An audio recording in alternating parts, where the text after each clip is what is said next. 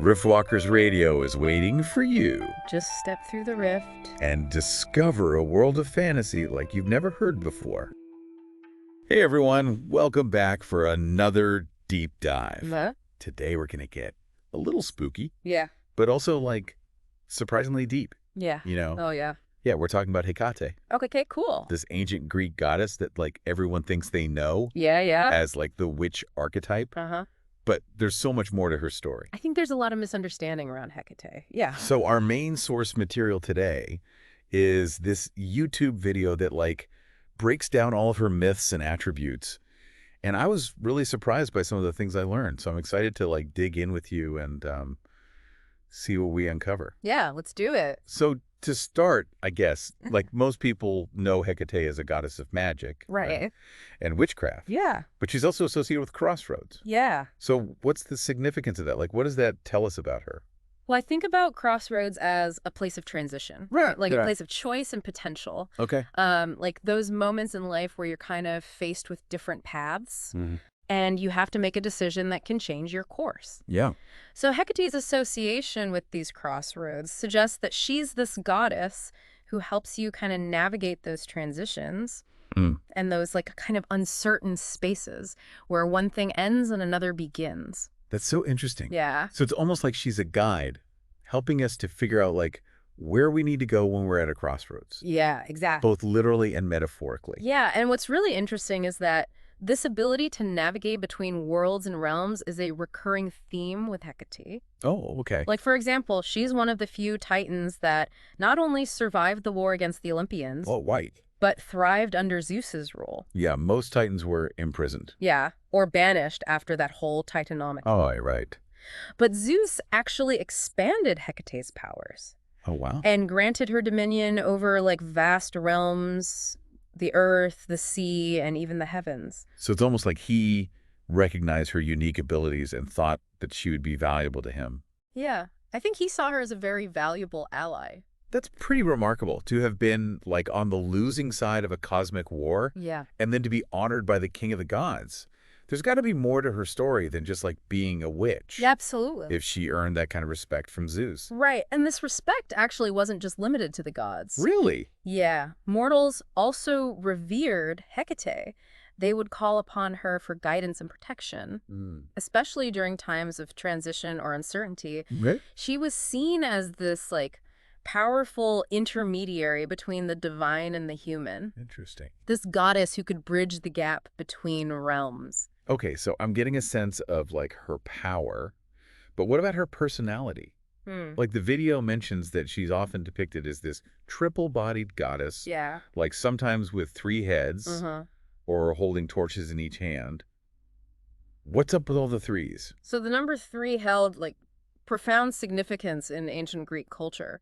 It often symbolized completeness or divine power. So in Hecate's case, it kind of emphasizes this multifaceted nature. Okay. Her ability to like see things from multiple perspectives and to encompass both light and shadow. So it's like she represents like the full spectrum of experience. So she's not easily categorized. It's not like, just good or evil. Right. But like a complex blend of both. Yes. And you know those torches she's often depicted holding? Yeah. They're not just symbols of illumination. Oh. But also of guidance. Imagine you're traveling through like a dark forest and suddenly you see a light in the distance. Yeah. That's Hecate, offering a beacon of hope, a path through the unknown. I love that imagery. It ties in perfectly with her being a guide, a protector. Yeah. Someone who helps us when we're lost, when we're facing difficult transitions. Exactly. And speaking of protection, there's this really fascinating myth that kind of highlights Hecate's compassion, particularly for those who have been ostracized or unjustly punished.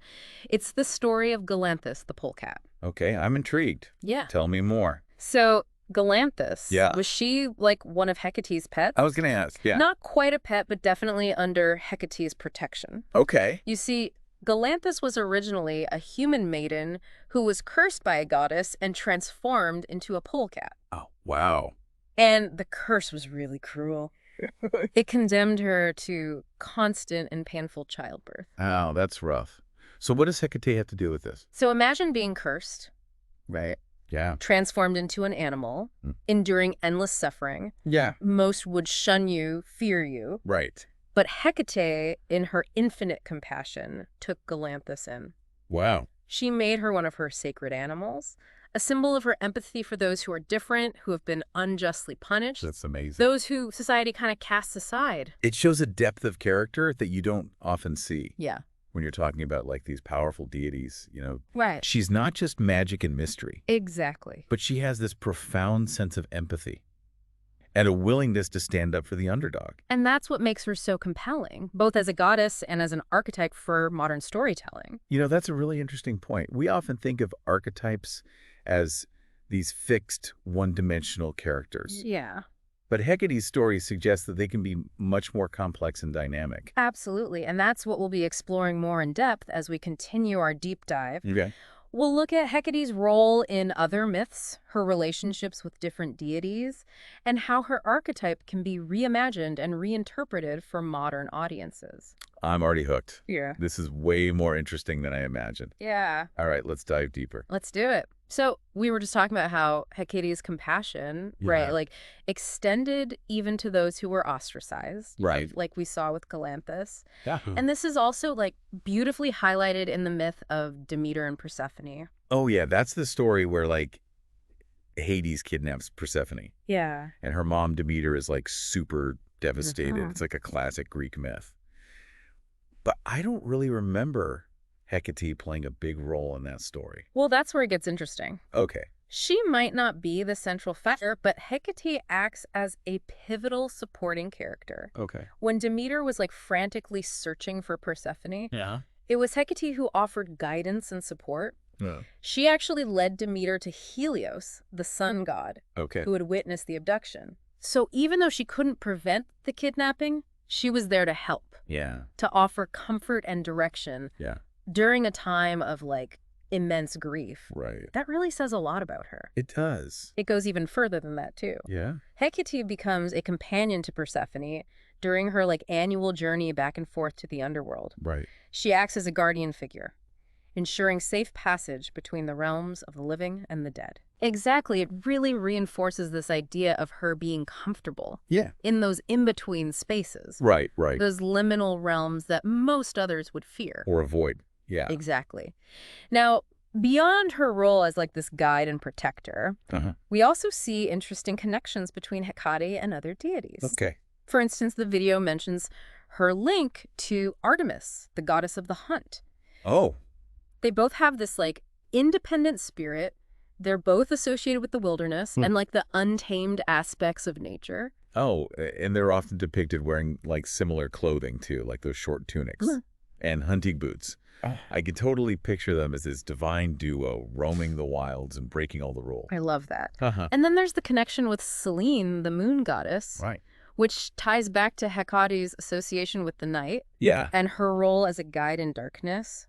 Those torches she carries, almost like miniature moons, lighting the way for those who seek her guidance. Speaking of torches, the video also talks about other symbols associated with Hecate, like dogs. They're often like by her side as loyal guardians and protectors.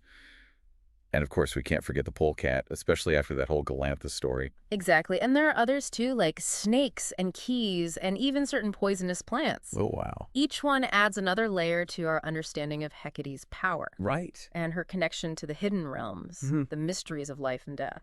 It's like she's this walking, talking encyclopedia of symbolism. Right. And each symbol tells us something about her multifaceted nature, her ability to work with both the light and the shadow aspects of existence. It really challenges that simple witch label that she's so often given. Absolutely. And it's fascinating to see how her image and attributes evolved over time. Yeah. Even the Romans, who adopted many Greek gods and goddesses, they recognized her power. They knew her as Trivia, which translates to 3 roads, a clear reference to her dominion over Crossroads. So even as cultures changed and beliefs shifted, her core essence remained potent and recognizable. Yeah. That speaks to the enduring power of her archetype, doesn't it? It certainly does, and that's what I find so exciting about Hecate. Her story isn't just confined to ancient mythology. it has the potential to resonate with modern audiences, especially in the realm of fantasy and storytelling. I was just thinking that, like, imagine the possibilities. You could have a Hecate-inspired Yeah. character Right. who's like a powerful sorceress Yeah. or a wise mentor, or even like a complex antagonist with hidden depths. Exactly. Yeah. She could be the guardian of a secret magical order, Right. a protector of the innocent, or even a guide for those who dare to venture into the unknown realms. Her ability to navigate between worlds, her knowledge of magic and mystery, her compassion and her fierceness, these are all elements that could be woven into like such compelling narratives. It's like she embodies this universal archetype that like transcends time and culture. This idea of a figure who exists in the in-between, who can guide us through darkness, who embraces both light and shadow. It's a theme that speaks to the human condition on such a fundamental level. Precisely. And that's why I believe Hecate's story has so much to offer modern storytellers. Her archetype can be reinterpreted and reimagined in countless ways, offering a rich source of inspiration for characters, plot lines, and themes. Okay, my brain is like buzzing with ideas now. I can see why you find her so fascinating. Yeah. It's like we've uncovered this hidden treasure trove of storytelling potential. Exactly. But before we get too carried away with our own fictional worlds, let's bring it back to the present and talk about Hecate's relevance beyond mythology. Okay. The video touches on her continued presence in modern practices like Wicca and witchcraft, but I think her appeal goes far beyond that. You're right. It's like she represents something much larger, a way of looking at the world that embraces complexity, Yeah. acknowledges the darkness and the light within us all. Exactly, and that's what we'll be exploring in the final part of our depth dive. We'll delve into how Hecate's archetype can be a source of personal empowerment, and how her story can inspire us to embrace our own complexities and to navigate the challenges of life with courage and compassion. Oh, I'm ready for round 3. Yeah. Let's wrap this up and see what other insights we can uncover. Let's do it. Wow. We've covered a lot of ground in our deep dive into Hecate. From ancient myths to modern interpretations, I feel like I have a whole new appreciation for her. Yeah, it's pretty striking how much her story resonates on so many levels. Like, she's not just a figure from the past. Right. You know, she offers a framework for understanding ourselves Right. and how we navigate the world today. Yeah, you're right. It's like she embodies this like timeless wisdom, this understanding of the human experience that goes beyond cultural boundaries. Right, like her association with Crossroads, for instance. Yeah. It speaks to the constant choices we make, the paths we choose, the uncertainties we face. It's a reminder that life is rarely a straight line. There are twists and turns, forks in the road, moments where we have to step into the unknown. It's like in those moments, those liminal spaces, that's where Hecate's presence feels the most potent. Right. Like she's not afraid of the darkness, the unknown, the in-between. She seems to like thrive in those spaces, Right. offering guidance and protection to those who are willing to follow. Exactly. And her connection to both light and shadow, it reminds us that we too contain multitudes. Yeah. We have our strengths and our weaknesses, our bright spots and our shadows. It's about embracing the whole, not just the parts that make us comfortable. That's such a powerful message, especially in a world that often pushes us to conform, to fit into neat little boxes, you know? Right. Hecate challenges those limitations. She invites us to explore the full spectrum of our being. Exactly. And she shows us that it's often in those hidden depths, in those places where we feel most vulnerable, that we discover our true strength and resilience. It's like she's saying, don't be afraid to delve into the darkness, to confront your fears, to embrace the unknown. Right. It's in those shadowy spaces that you'll find the most transformative experiences, the most profound lessons. That's beautifully put, and it kind of brings to mind that story of Galanthus, the polecat. Yeah. Like, even in her cursed form, shunned by society, Right. she found acceptance and protection in Hecate's embrace. It's a reminder that compassion and empathy can extend to even the most unlikely places. Yeah, that's what I find most inspiring about Hecate. She's not just a goddess of magic and power, but she's also a goddess of compassion, of understanding, of seeing beyond the surface to the heart of things. Absolutely, and that's why her story continues to resonate with us today. Whether we're exploring her through those ancient myths, or modern pagan practices, or even reinterpreting her archetype for contemporary storytelling. Right. It's like she's offering us this roadmap for living a more authentic and empowered life. Yeah. A life that embraces complexity, challenges expectations, and find strength in the face of adversity. I couldn't have said it better myself. So, as we conclude our deep dive into the world of Hecate, I encourage you, dear listener, to take these insights and apply them to your own journey. Yes. Explore those crossroads with courage and curiosity. Embrace your own light and shadow. And remember that even in the darkest of times, there's always a flicker of hope, a guiding light to lead you forward. Until next time, keep those torches burning bright.